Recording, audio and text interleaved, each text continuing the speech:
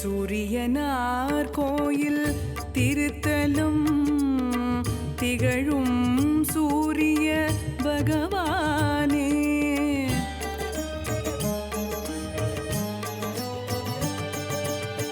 சூரியனார் கோயில் திருத்தலும் திகழும் சூரிய பகவானே. அருணோதயனே ஆரியனே, அருணோதயனே ஆரியனே, எட்டு கோள்களை ஆழ்பவனே. சூரிய நாராயணா சிவ சூரிய நாராயணா, சூரிய நாராயணா சிவ சூரிய நாராயணா.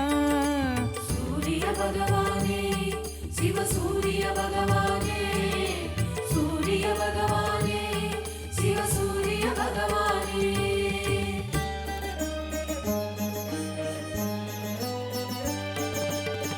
சூரியனார் கோயில் திருத்தலும் திகழும் சூரிய பகவானே.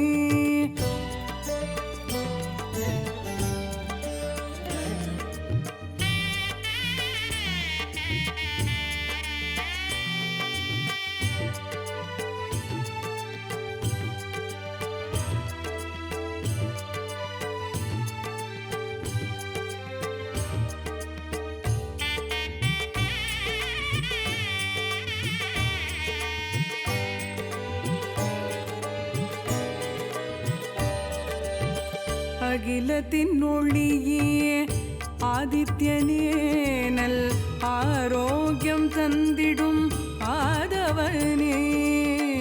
ஆயிரம் கிரணங்கள் கொண்டவனே, சிம்மராசிக்கு அதிபதியே.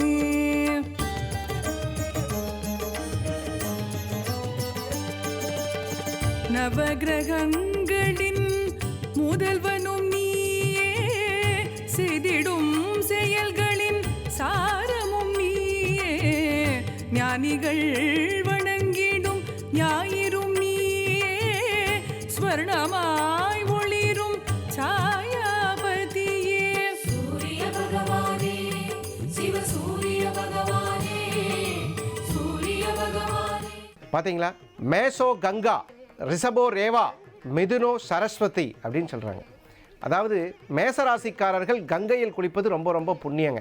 அதனால தான் யார் கங்கையில் குளித்தாலும் புண்ணியம். ஏன்னா காலபுருஷனினுடைய முதல் ராசியாக இருக்கிறதுனால அந்த மேசராசிக்காரர்கள்னு இல்லை, எல்லாரும் கங்கையில் குளித்தா புண்ணியம், மேசராசிக்காரர்கள் குளித்தால் அதிக புண்ணியம்.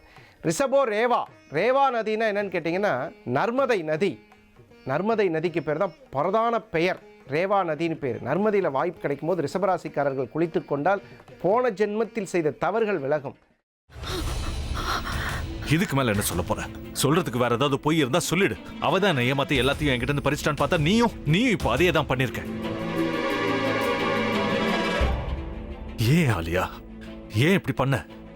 இந்த உலகத்துல பாட்டிக்கு அப்புறம் நான் யார் மேலேயாவது உயிரையே வச்சிருக்கேன்னா அது ஊ மேலதான் உனக்கு தெரியாதா?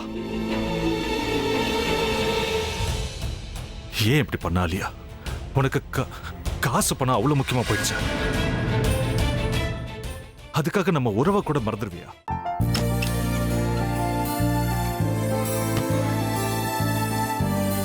சக்தி சக்தி, ஒரு நிமிஷம்.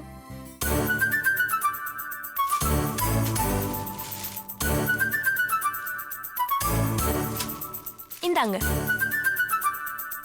என்ன இது? உங்களுக்கு பிடிச்ச பிராண்ட் செப்பல். இது என்ன நான் தலையில வச்சுட்டு தூங்கணுமா? சரி, அதை விடுங்க. இங்க பாத்தீங்களா, டைம் பீஸ். இதோட அலாரம்க்கு தான் நீங்க டெய்லி எந்திரிக்கணும். அதெல்லாம் என் மொபைல்ல இருக்கு. முத்து, முத்து, என்னடி இவன் முத்துன்னு ஒருத்தைய உருவாக்கி விட்டா? செல்வியை மறப்பான்னு பார்த்தா எப்ப பார்த்தாலும் முத்து முத்துன்னு கூப்பிட்டு இருக்கான். முத்துவ கூப்பிட மட்டுமா செய்யறான், முத்துவ வச்சு என்னென்னமோ செய்யறான். நாம தான் இளிச்சவாய் மாதிரி வேடிக்கை பார்த்துட்டு இருக்கோம். என்ன முறைச்சு என்ன பிரயோஜனமாயா? உனக்கு வேற குரல் போயிடுச்சு. அடுத்து அவ செல்வியை கூப்பிட்டானா என்ன பண்ண போற? உன்னுடைய விருப்பப்படியே நீ ராமநாத வீட்டு மருமகளா வாழ போற.